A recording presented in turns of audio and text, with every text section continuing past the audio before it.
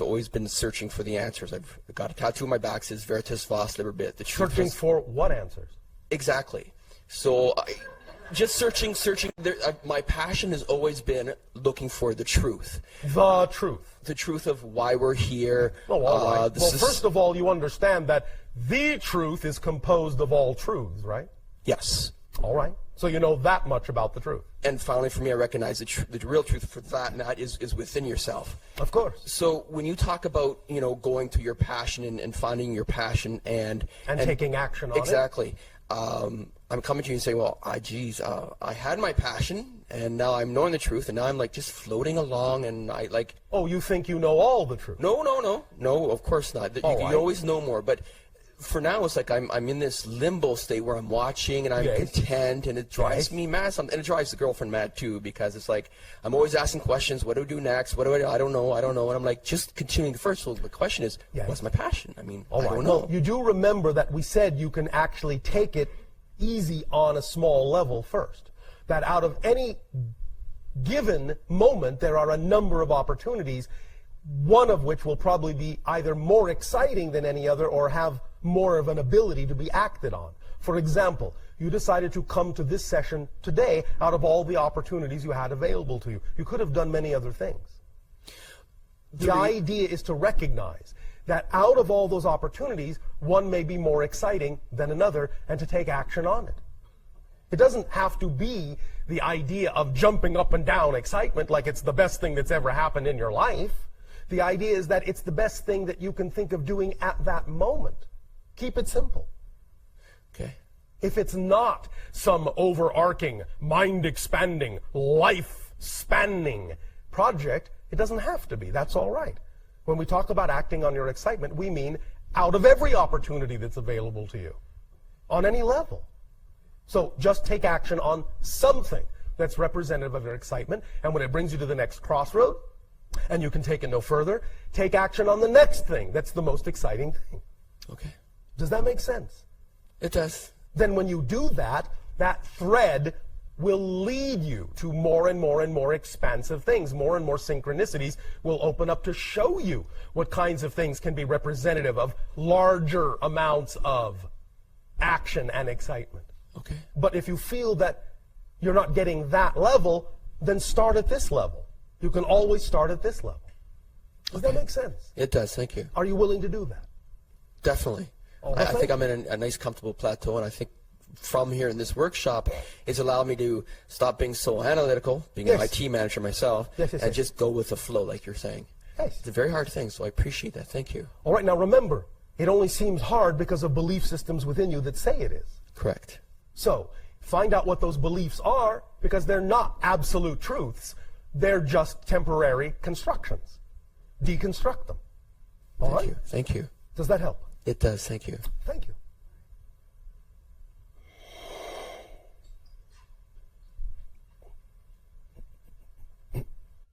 Hello, Bashar. Andy, you good day. I'd like to integrate some truths here. Integrate some truth. Yes. All right. So you're presenting this truth about following your imagination and yes. Acting on it. Yes. And there's an idea that we live in a dualistic reality here where yes, everything there is polarity, yes. And where everything turns into its opposite. And well, not automatically. Not in terms of your experience of it. Everything exists in a polarized potential state. That doesn't mean the manifestation has to become one or the other once it's one thing or the other. Does that make sense to you? Well, what about this idea of not being attracted or repulsed? Yes, what about anything? So when you're imagining something, aren't you very much strongly attracted to that? Or? Well, it depends. Sometimes your beliefs will attract you to something that is not representative of your greatest passion, because you might actually have a belief that makes you fear being attracted to your greatest passion. You have to have the honest self-assessment and discernment to be able to tell the difference as to whether you're actually experiencing anxiety and calling it excitement, or whether you're experiencing true excitement. Okay. Does that make sense? Yes. Sometimes you can be attracted to something that's actually representative of your anxiety, and you think it's representative, or you call it excitement, because what you actually would really be excited about because of your belief systems, is just too scary to imagine. And so often people on your planet will move away from, will be repulsed by the thing that is actually most true for them, until they get a handle on what belief they have attached to it that makes it seem so scary. They will always move away from it. Okay. Does that make sense? Mm-hmm. So, do you have something specific that you wish to discuss along these lines? Well, I'm still...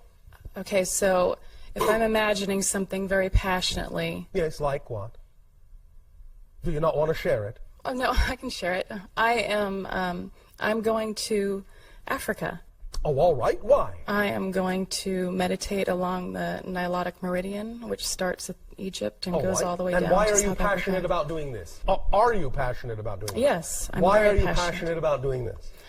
I want to meditate on the sacred sites along that meridian to Yes. open up energy for that continent. Oh, all right. When will you do this?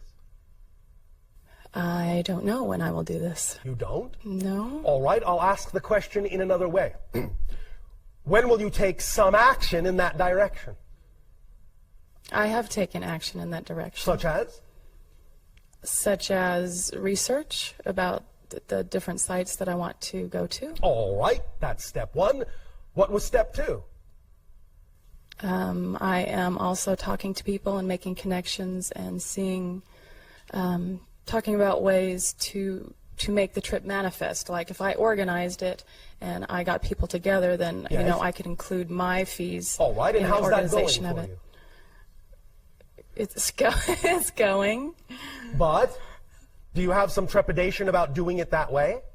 No. Is that methodology not necessarily representative of your highest passion, or is some other way more representative? I guess I'm having a hard time with, if I really get into it and really see it in each detail, I mean, it includes other people, Yes. it includes extraterrestrials. Yes. So I'm including all these other, quote, others Yes. in my fantasy world. Yes. How does that affect them? And It affects them how they choose to be affected by it. Why are you worried about it? and how is that not taking me out of the present moment, I guess also is what I want to know. I mean, how is it taking you out of the present moment? Does fantasy take you out of the present moment? It depends on how you relate to it. Like we said, the idea is to have the vision, but to not insist that the way you're having the vision is the way that it must manifest. That's just a template. It's a resonance template to put you in the proper state, to tell the higher mind that you're committed to that state of being, and then let the higher mind show you how it's actually best manifestable. So I can envision, like my friend said she's interested in You participating. can envision anything you want that you believe is representative of the idealized picture. Because then the component is there that allows you to feel the picture is complete. Then allow the higher mind to give you whatever version of that complete vibration is actually representative of what's best for you and all concerned. So you're kind of like creating something and then willing to let it go in the very next moment. In a sense, that's actually how you create. Look at it this way. I will once again, even though we have used this analogy for a different reason, I will use it here too. Use the rubber band analogy. When you pull the rubber band back, you are building up energy, building up energy, building up energy, building up energy. You are creating that picture in all the ways you deem are most representative of your excitement. Once you have created it all, the rubber band is pulled back as far as it can possibly be pulled back. How is the rubber band going to accomplish anything if you don't let it go? You understand? Yes. You have to release the energy that you have potentialized in that vision. You have to let it go and let it fly where it will then go. Then the higher mind is the one that catches it and shoots it back to you in the way that is most representative of the true manifestation that serves you. I understand. That's the job of the physical mind, but once you let that go, your job is done. Move on to the next most exciting thing you can do, or the next aspect of the exciting thing you are able to take action on. Because you've let that go, now let the higher mind do its job. Get on the business of attending to any other aspect of it you can act on, or anything else that is representative of your excitement that you were able to act on.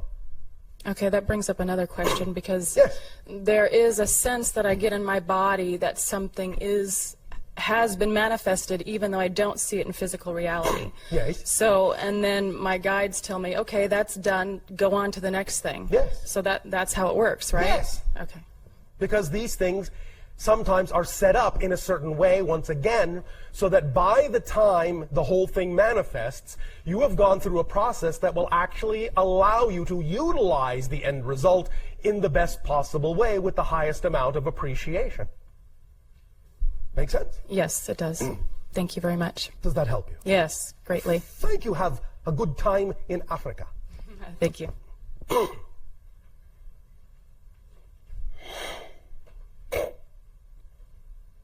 Hello, Bashar. And you good day.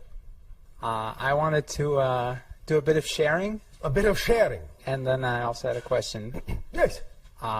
So I just wanted to share how I've been acting more spontaneously Yes. on my joy and my passion. Thank you. And the things that have happened in my life recently. All right. Go right ahead. And basically, yeah, I mean, I've been listening to you for a while, for about 8 years, and I've been, applying your message more and more and more in my life.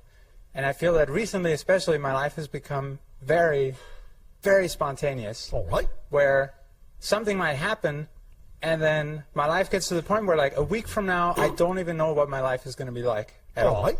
Neither do I.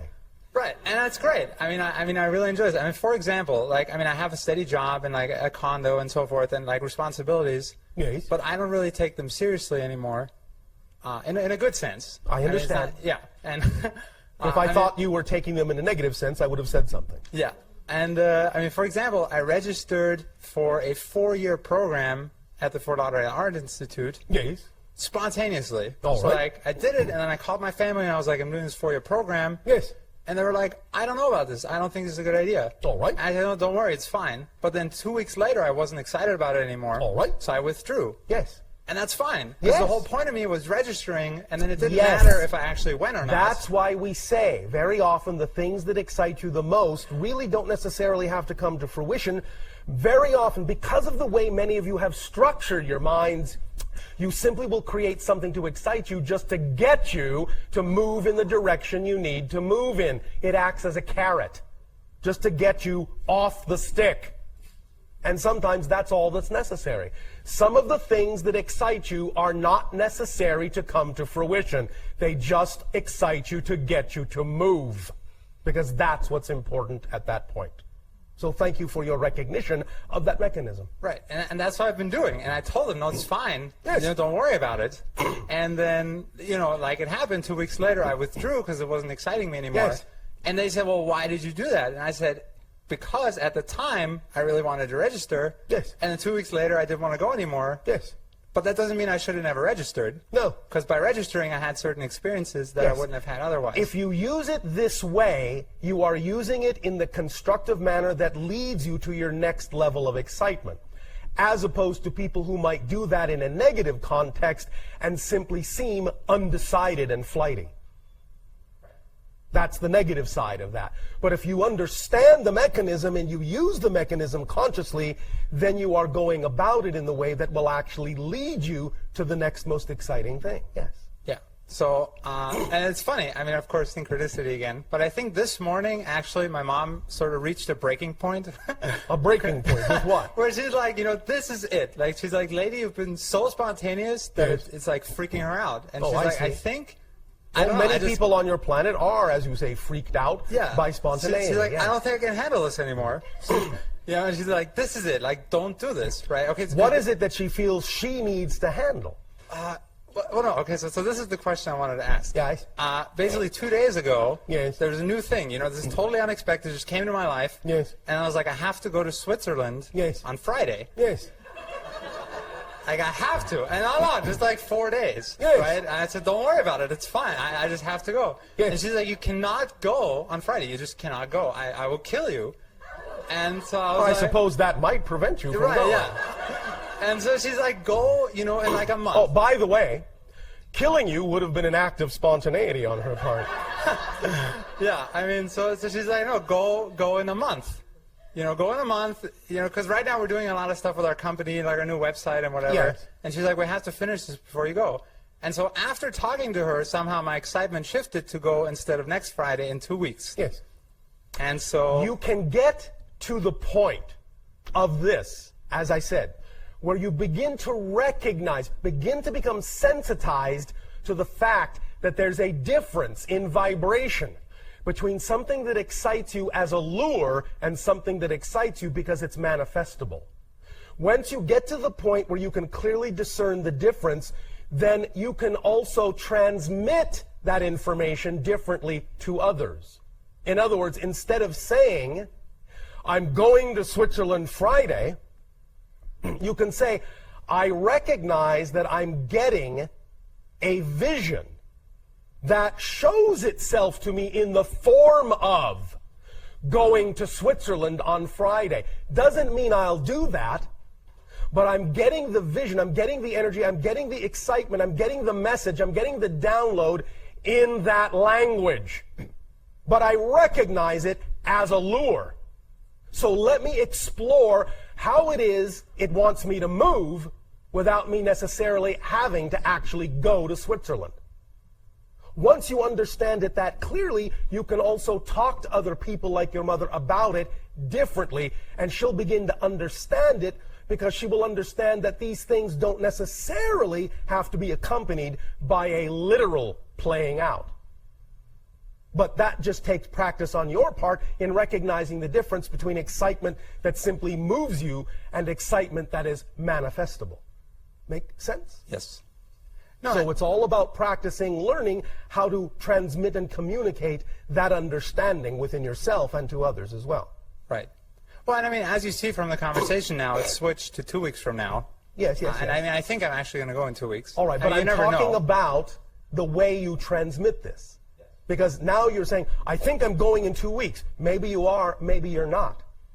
The point is give yourself the opportunity to sense the difference between whether the energy is something that actually requires the full literal manifestation of the action or something that requires a different kind of action that would simply leave you closer to home. Find out if you can tell the difference. Practice telling the difference ahead of time so that when you communicate it to others, you can actually give them an accurate assessment of what it really represents. You can say, I have the feeling that I am going to go to Switzerland. That I am going to Switzerland. I have that feeling. I don't know whether that means I'm actually going, but I have that feeling. Let's explore what that might mean, where that energy wants to take me, how it wants me to move, and see if, during that exploration, during that dialogue, during that process, and during that communication, if it remains something that requires literalness, or if it becomes something that was simply symbolic. And I can satisfy that excitement in a different way. And there you can open up a dialogue with your mother that is exploratory and reinforcing rather than confrontive. Yeah. You follow me? Yeah, that might be less shocking. Yes. Yeah. And it might be more helpful for you to be able to tell the difference as well. Yeah, no, that's true. That's a good point. Well, thank you. So, thank you, Bashar. Does that help you? Yes. Thank you. Thank you.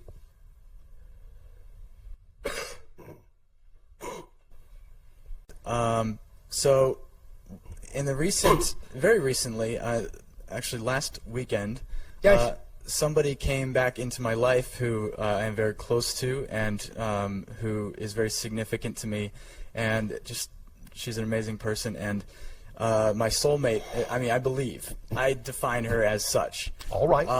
Remembering the definition that anyone you're interacting with at that moment is also a type of soulmate. Yes. But I know what you mean. Yes, that perspective was interesting to me that you offered yesterday.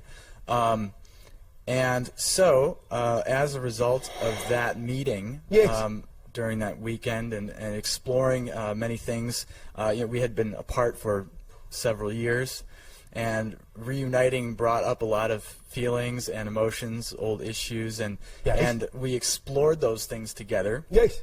and I became aware of a lot of my thought processes, All right. some of which do not serve me. Thank you. And I was able to analyze a little bit and isolate those and kind of change my definitions. All right. And also apply some things that you had mentioned. Yes. Such as? You know, the physical mind being, you know, too analytical about things and not really understanding, not being able to understand.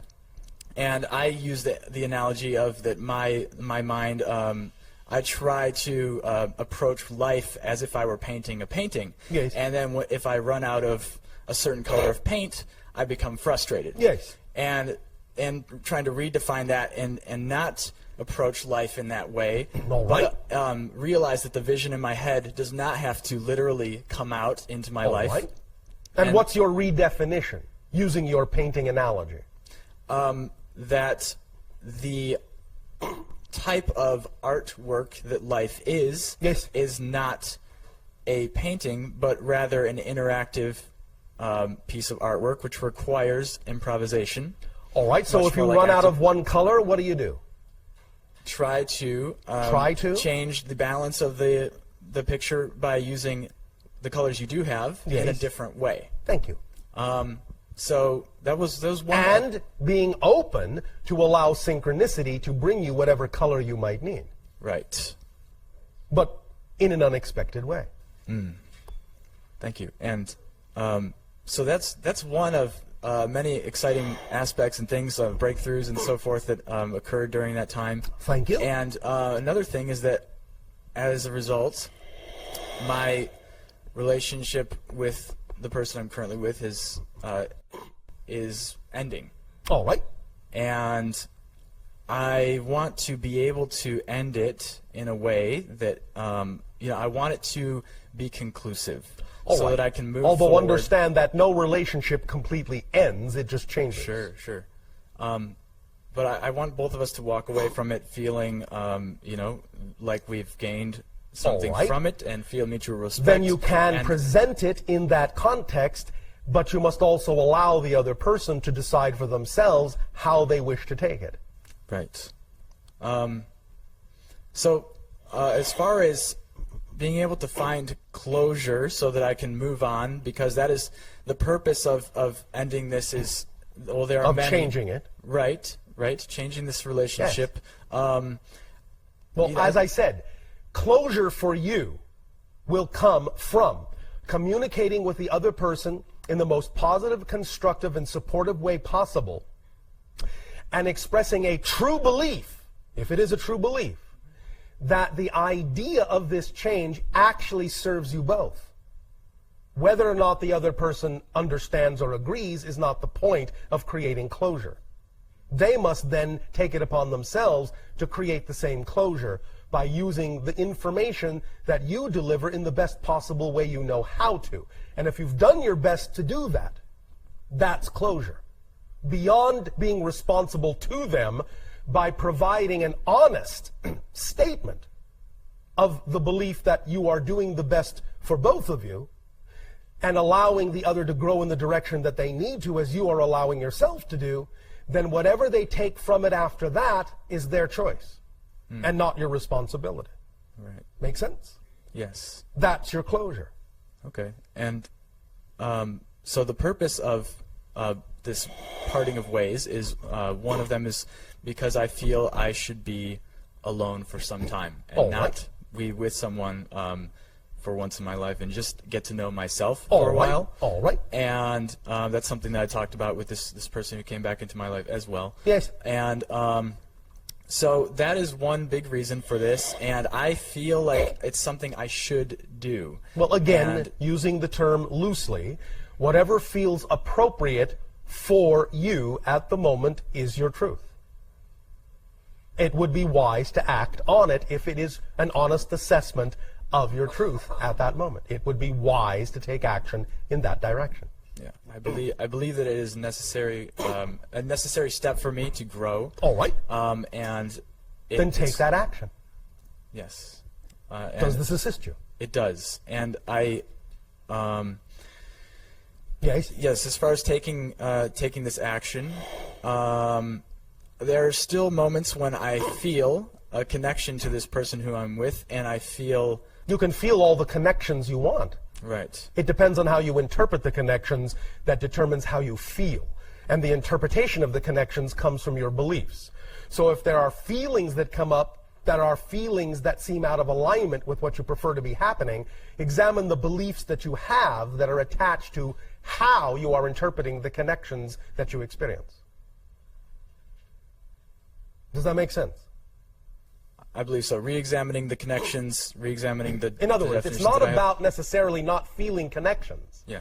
But how you feel about the connections is determined by what you believe is going on in terms of how you define those connections. So if you're having feelings about the connections that are out of alignment with what you prefer to feel, you must have beliefs and definitions about the connections that are out of alignment with the preferred beliefs. You understand? Right. So examine what those beliefs are if the feelings are out of alignment with what you prefer to feel.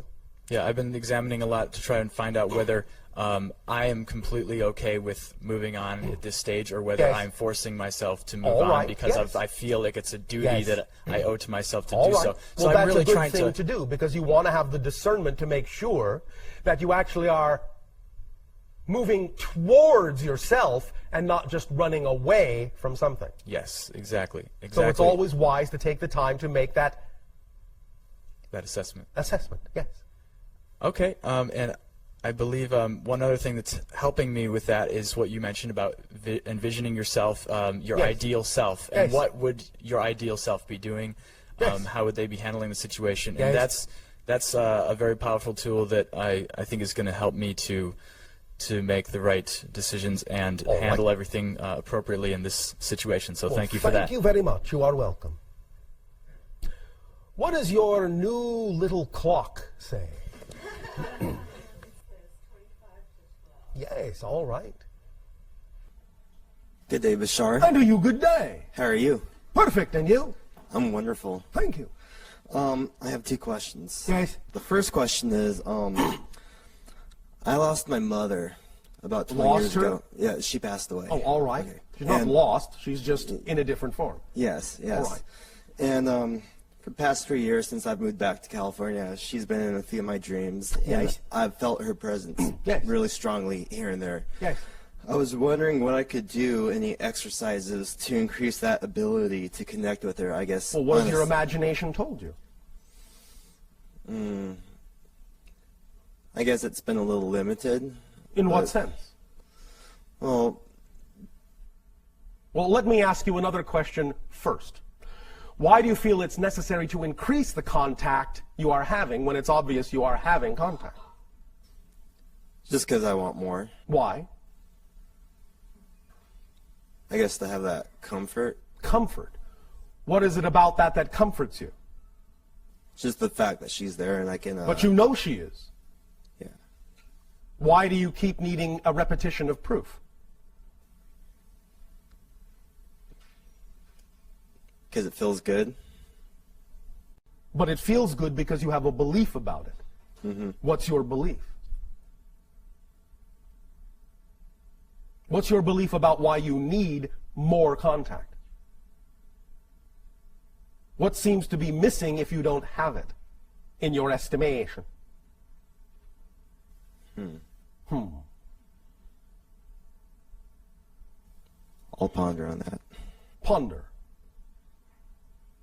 Now, knowing that she is in spirit, do you believe that she has, shall we just say, a broader point of view than you might at this point in physical reality?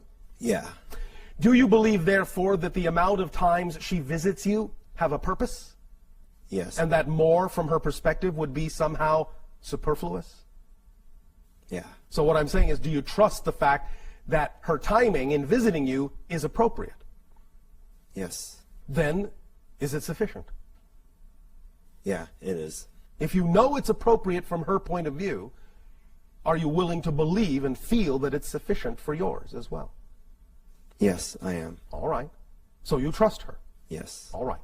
Do you believe that if and when there is absolutely a need for her to contact you, she always will?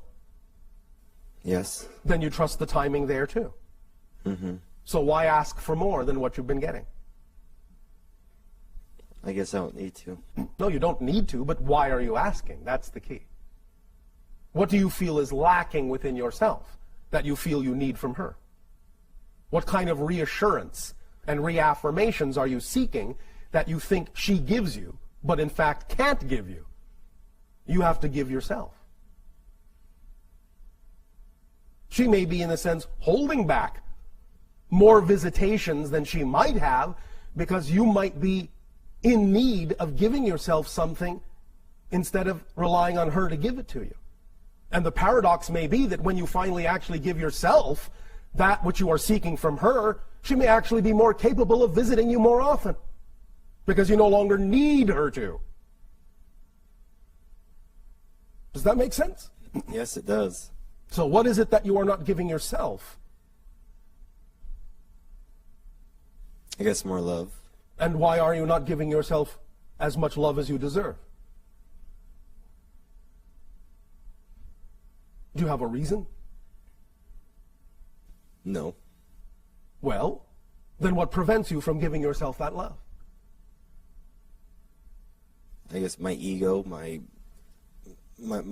state of lack, which isn't really there. It's just, made up within myself. Yes, it is. But why do you make it up? How does it serve you to make up a sensation of lack? And remember, of course, paradoxically, that when you do that, what you're doing is you are creating an abundance of lack. Can you create an abundance of something else instead of lack? Yes. Or do you feel you still need to create an abundance of lack? No, I can create an abundance of love for myself. All right, and other things as well, yes? Mm-hmm. All right. Are you willing to do this? Yes. Do you believe you deserve it? Yes. All right. Then, is anything stopping you from bringing that in? No. Do you feel more relaxed about the amount of times your mother chooses to make contact? Yes, I do now. All right. Then I will say pleasant dreams and say hello for us. Mm-hmm. Thanks. Thank you. One other yes, question. Yes, yes. Okay. I'm a musician. Oh, all right. And I've been putting out the necessary steps, or I have in the past, to create a reality where I'm playing with other musicians and creating a scenario with a band. Yes. And now? And that hasn't been coming to play like I've been trying to do. Do you see that the thing we already talked about is somewhat connected to the thing we're talking about now? If you're not giving yourself the support, why would you attract a reflection of others to support you? Yes? Well, I have been doing that in the past. Have been doing what? Well, just supporting myself, writing music. No. We talked about the idea that on a fundamental level you were creating a sensation of lack, which means you're not allowing support to come in to your life in the fullest way that it can. So if you're doing that, you cannot be surprised that that level of support that you're seeking with regard to your passion, your music, you cannot be surprised that it won't be there if you're not giving it to yourself energetically first. But if you're willing to love yourself and support yourself energetically now, you can then see opportunities come in and people come in that will then reflect the support for your passion, your music, that you are now willing to also give to yourself. You follow? Yes. Yeah, I do. Does this answer your question? It does. Do you wish to be more specific about this, or is that sufficient? It's sufficient for right now. Are you sure? Yeah. All right. What do you play? Guitar. All right. How much do you love it? A lot. How much? A whole lot. How much? Infinitely a lot. With your whole heart and soul? Yes. All right. Then play that way on your own, and the vibration will attract others who will also want to play with you. All right? Yes. Thank you. Thank you. Maybe some of them might even be here. You never know. Thank you.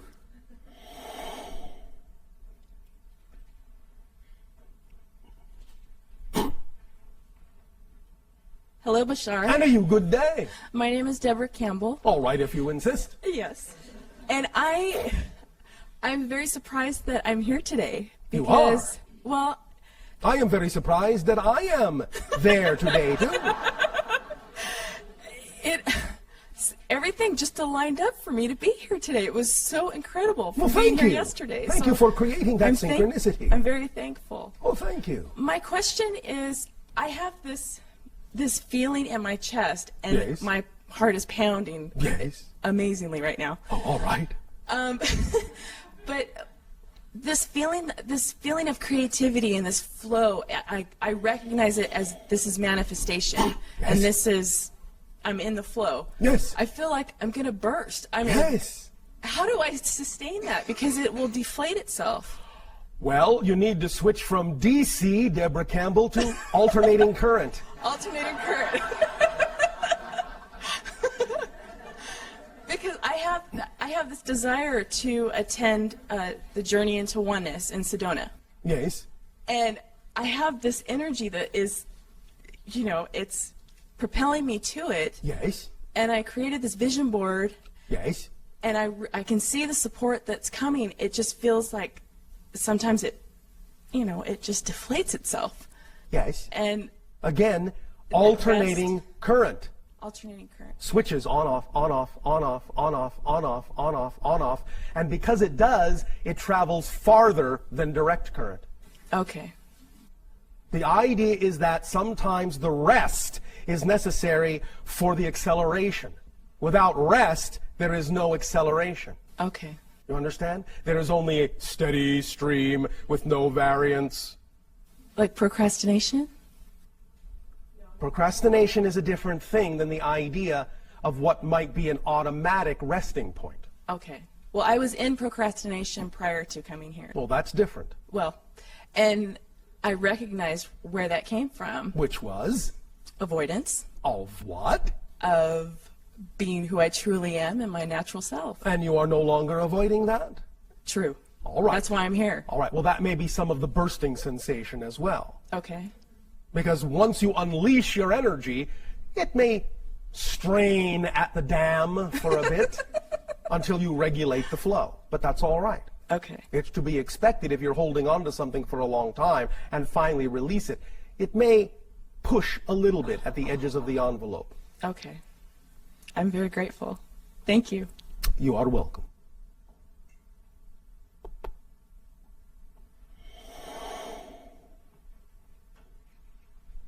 All right? Thank you. Thank you. One moment. One moment. One moment.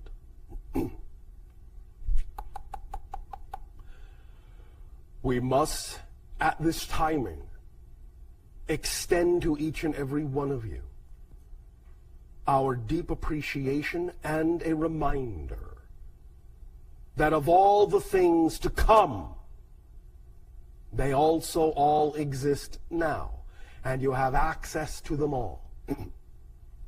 Today is yesterday's tomorrow. It's all the same. It's all one. It's all here. It's all now. By acting on the downloads you get, in moving in the direction of becoming more and more and more, the state of being and the vibration that you know to be true for your natural self. And just being in that state for its own sake, for its own sake, for its own sake, then all the walls and all the barriers and all the borders dissolve.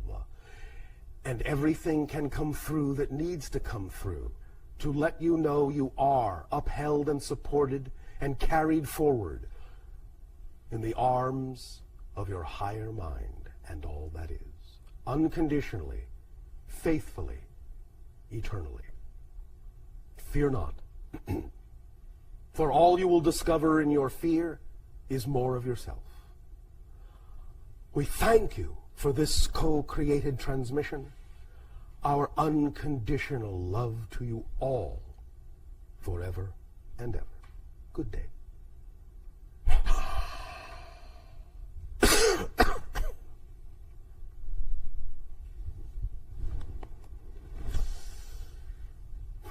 How did it go?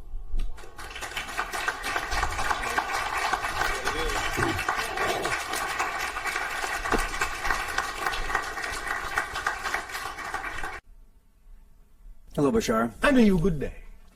I have two questions. Yes. First question is, I'm a filmmaker, a writer. Oh, all right. That And- doesn't sound like a question. Well, I would like to know if there's a process that you might recommend to prepare oneself for the creative, process, particularly writing, so that I can be Well, most... that might be different for different people. But remember that what we have talked about before regarding the idea of any ritual, tool, or technique is that it's simply just a permission slip. A permission slip means that anything will work, whatever your imagination is attracted to, you are attracted to for the reason that it's key to your vibration, and thus it will work for you. It doesn't really much matter what it is as long as you're attracted to do it, as long as it comes into your inspiration and imagination. Because the tools and the techniques and the rituals don't actually do the thing. The permission slip, and why we call them permission slips, is simply that whatever you're attracted to because it's a reflection of whatever your belief system is at the moment that requires that kind of a reflection to allow you to give yourself permission to be more of who you are, as if you needed it. You don't, but that's how those tools work. When you have a belief system that thinks you need something like that, then what you're simply doing is you're using a permission slip to give yourself permission to be more of who you are. So in terms of the idea of boosting your creativity, what methodologies have come into your imagination that seem most attractive? There's a method I used to use that was just to calm and quiet my mind and Yes. get all the external distractions out But of in my... that you used to use it, we would assume that it may not necessarily be what attracts you now. Is there something, another methodology, another tool, another technique that you find more inspirational, more enjoyable, more attractive, more fun? No, I'm lacking a process altogether, because it seems to me that... What if you don't need one? Is that within the realm of your belief system, that you actually don't need a process to be creative? You can just spontaneously be so? Yes. Then? Well, it seems that my creativity is Yes. somewhat sporadic, because I have to fit it into the rest of my life, and so... Oh, so you're not allowing your passion to actually be the organizing principle. You are attempting to cram it into a box that doesn't fit. Is that what you're saying? Yes, it's often that way. Well, then why should you be surprised that it's not actually functioning very well? Yes, I get that. All right. Are you willing to relax the box a little bit at least? Yes. Are you willing to loosen up the structure and the schedule a little bit to allow for more spontaneity to come in and trust it? Yes. All right. To whatever degree you're comfortable with it, I would strongly suggest that you do so. Now, I will ask you this question. Is there a particular location, generally speaking, that you are highly attracted to more than any other in your relative locale? You know, the mountain, the beach, that kind of thing? Yeah, I would say the ocean, the beach. All right. How often do you get there? Not often enough. Do you think that going there more often might inspire you a little bit more? Might loosen the box? I do. Then why not take some walks along the beach more often and see what happens? Good idea. Thank you. Will that do? Thank you. My second question Yes. is I would like, excuse me, I would like to change the pattern of my love life. The pattern. Yes, I have a pattern. It's a distinct pattern where I... But you don't have a pattern now because you just said you have a pattern. Okay, yes. Remember that the recognition of the pattern is the end of it, and if you keep doing the same thing, it's not a pattern, it's a choice. So the question is, why would you keep choosing to do the same thing you say you don't want to do? Yes, I understand that. Yes. I thought I had broken that. You have. I have. Again, once you recognize you have a pattern, you have broken the pattern. If you keep doing the same thing, it's not a pattern. It's a choice. So now you have to ask yourself, why would I keep choosing something I say I no longer want to do? And in asking that question, you will then find out what belief systems you have attached to your motivation for continuing to choose the same thing you don't want to choose.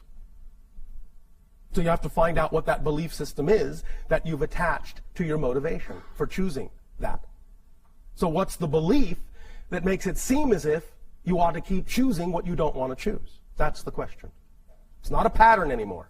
It's choice. But it's a choice based on the belief that that's the right choice to make. So what's the belief that would say that continuing to choose that is the right choice to make? What's the counter belief? What's the alternative choice? I will have to spend some time trying to figure out what my belief system is on that. Well, yes, but it doesn't have to take much time. I'm giving you the clue right here.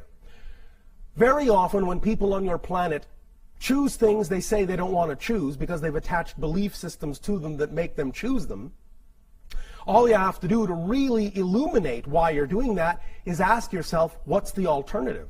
What would you rather choose? And the question then is to use your fear in a constructive way by saying, if I actually did choose what I say I would prefer to choose, what's the worst possible thing I'm afraid might happen? And then you will reveal to yourself what kind of negative fear you may have attached to the thing you say you prefer that you're not choosing. And in then recognizing what that negative fear might be that you've attached to it, you can then examine it and let it go by identifying it first. So the question, what's the alternative, is what would you rather be choosing? Do you have an answer? Just an example, what would you rather be choosing than what you're choosing? I'd rather be choosing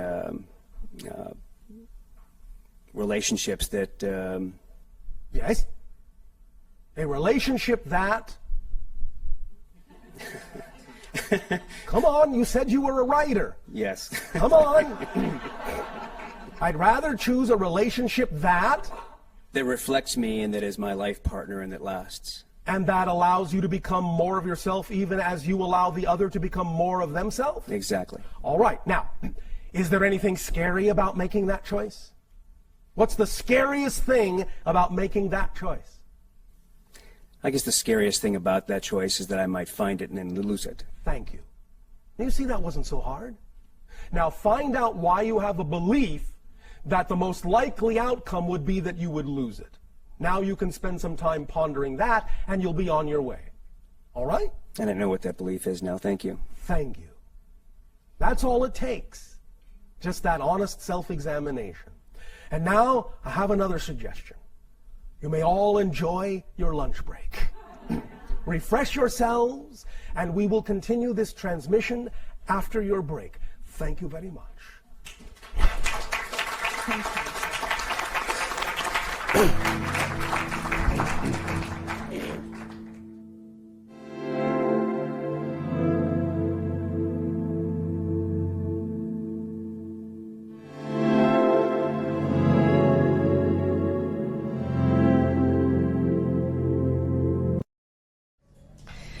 Welcome back, everyone. Hope you had a really good lunch. Ready for more Bashar?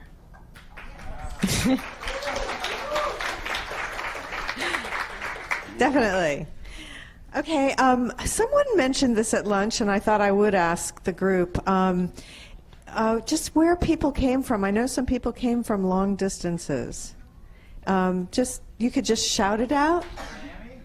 Miami, Connecticut, San Diego, New York, Toronto, Germany,